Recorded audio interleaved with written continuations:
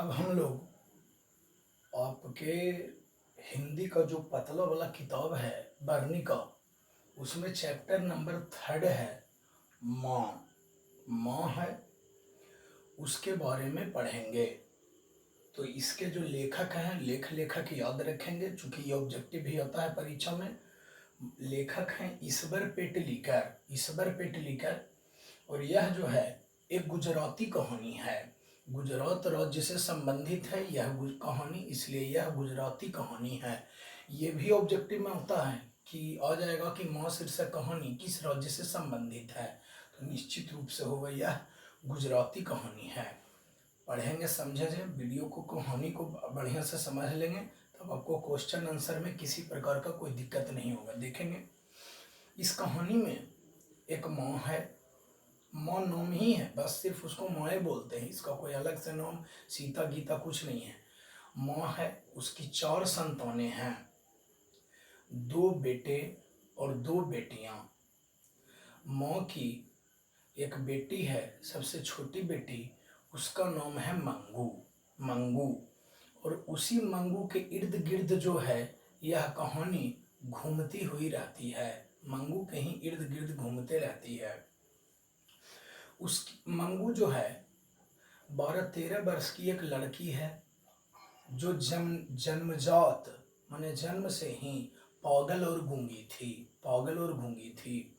तो चूंकि जब पागल और गूंगी थी तो वह कोई काम अपना स्वयं नहीं कर पाती थी, यानी उसकी जो माँ थी उसकी बहुत सेवा सत्कार करती थी। यानी कहने का तात्पर्य यह है कि उसे समय पर खिलाना, मुंह में डालकर खिलाना, पानी पिलाना, दूध पिलाना, उसके बाद उसके साथ सोना। वह पेशावर मने कर देती थी उसको, चूंकि पागल है तो उसको क्या पता, तो पेशावर कर देती थी तो उसके गीले कपड़े बदलना, उसके बिछावन बदलना, रात को सोने समय जो है उसे मतलब प्रकाश में नींद नहीं आता था तो बल्ब को बुता देना, ये इत्यादि क्रियाकलाप मतलब दिन भर उस पर ध्यान देती थी माँ मंगू के ऊपर। और मंगू के जो बड़ी बहन थी उसका नाम था कम्मू। याद रखेंगे, यह एक ऑब्जेक्टिव भी आता है कि मंगू की बड़ी बहन का नाम क्या था, तो आंसर होगा कम्मू। तो मंगू की जो बड़ी बहन थी कम्मू, वह जब घर पे आती थी तो माँ को ही जब उतना प्यार करते देखती थी, उतना सेवा सत्कार करते देखती थी पगली को, तो वो डांटने लगती थी माँ को कि तुम्हारा ही यह लाड़ प्यार जो है इसको और पागल बना के रख दिया है। जो अगर डांट डबार किया जाए तो जानवर भी सही रास्ता पर आ जाता है, लेकिन तो प्यार दुलार ही जो है वो एक और ज़्यादा बिगाड़ दिल को। हमने मैये पर 4 बात बोलना। प्लस इसके मंगू के 2 और भाई थे, उसका शादी विवाह भी होल है। तो भाई को जो है अपने माँ के प्रति और मंगू के प्रति सहानुभूति थी, लेकिन वो लोग की जो औरत थी, औरत के डर से भाई लोग जो है माँ के प्रति और अपनी बहन मंगू के प्रति जो है सहानुभूति को व्यक्त नहीं कर पाता था।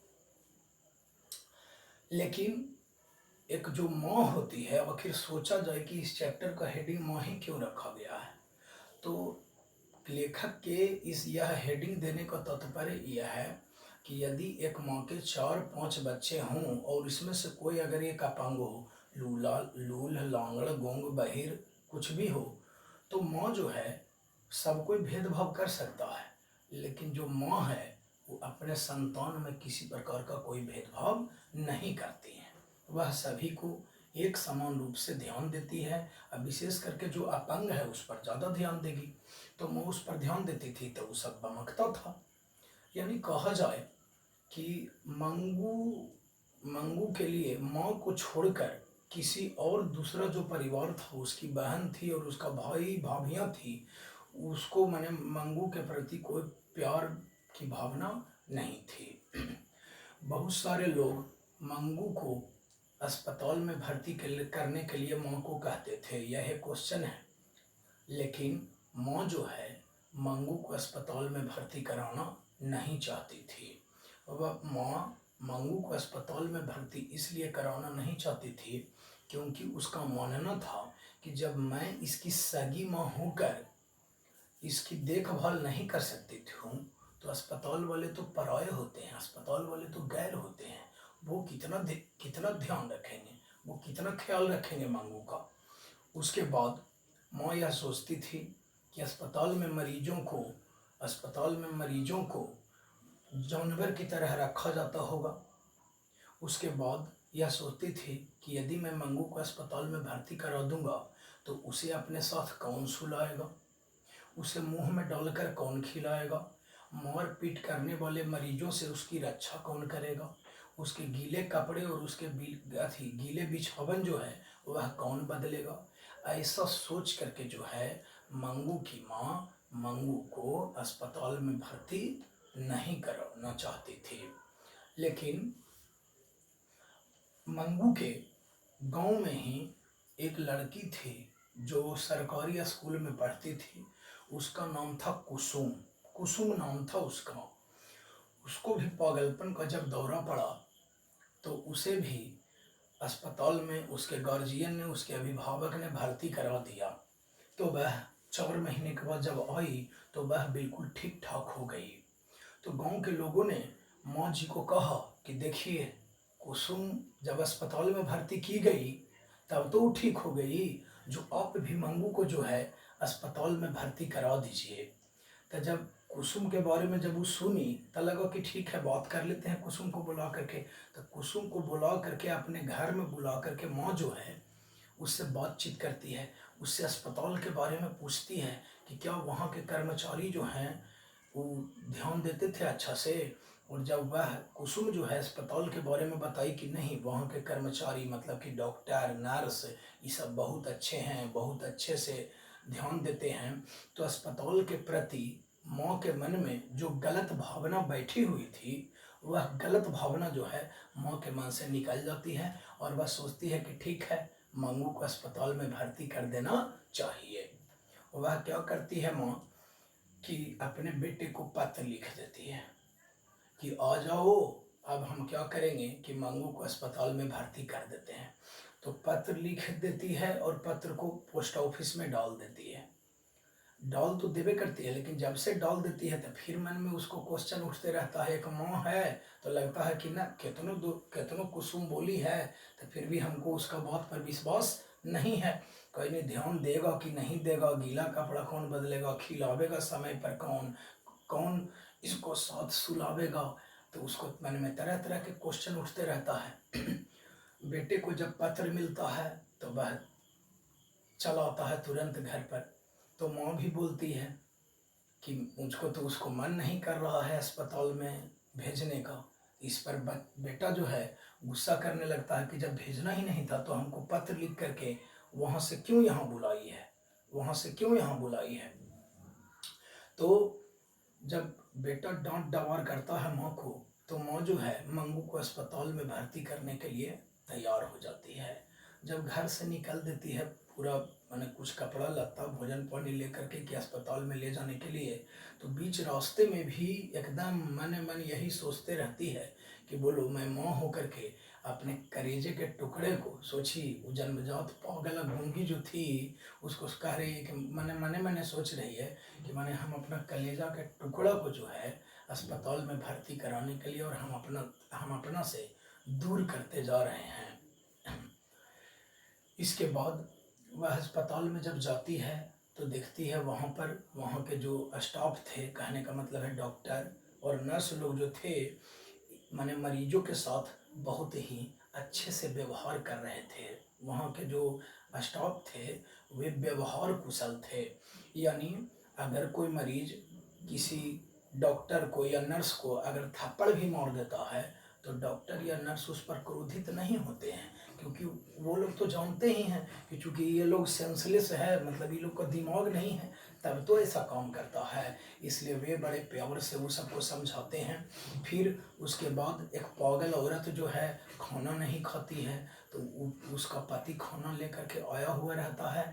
तो एक जो नर्स रहती है परिचारिका, वह क्या करती है कि पति के द्वारा लाए गए भोजन को उस पागल स्त्री को खिलाती है और अच्छे से बोलती है, तो ये सब देख करके माँ का भी जो मन है थोड़ा तसल्ली, माँ के मन को भी तसल्ली मिल जाता है।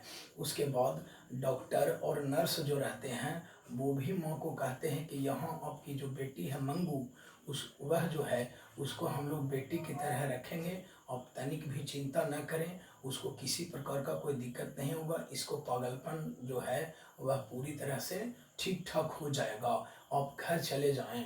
तो जब इतना डॉक्टर लोग आश्वासन दिया तो भर्ती कराने के बाद जो है माँ बेटे घर की ओर जाने लगे।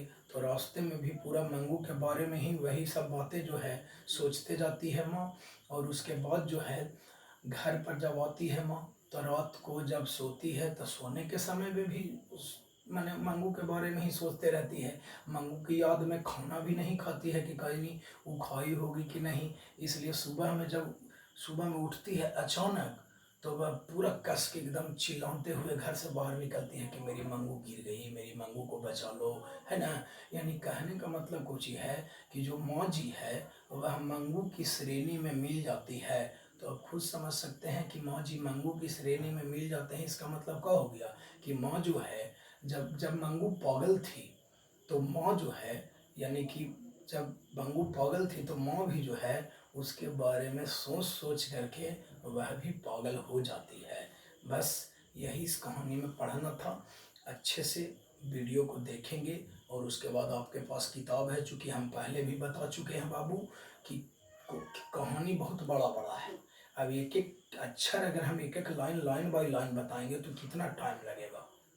तो आपके पास बुक है तो आप कहानी पढ़ लेंगे, जितना बात बताए हैं वही सब पढ़ना है। चूँकि हम लोग बार बार पढ़ाते रहते हैं तो हम लोग को कहानी याद है। इतना में आपको question answer A to Z पूरे के पूरे बन जाएंगे।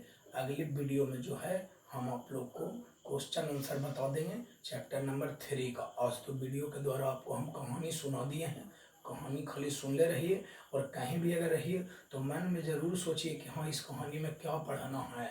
बस बढ़िया से देखेंगे। 5 कहानी इस किताब में पढ़ना है, पतला वाला किताब में 6 नंबर का क्वेश्चन होता है। आपको समझिए कि 3 चैप्टर खत्म हो गया है, पीछे वाला भी सब रिपीट करके रखें। हमारी बातों को एकदम गौर से देखें, अब वीडियो को डेली देखेंगे। बस घर पर रहिए, खूब पढ़िए। धन्यवाद।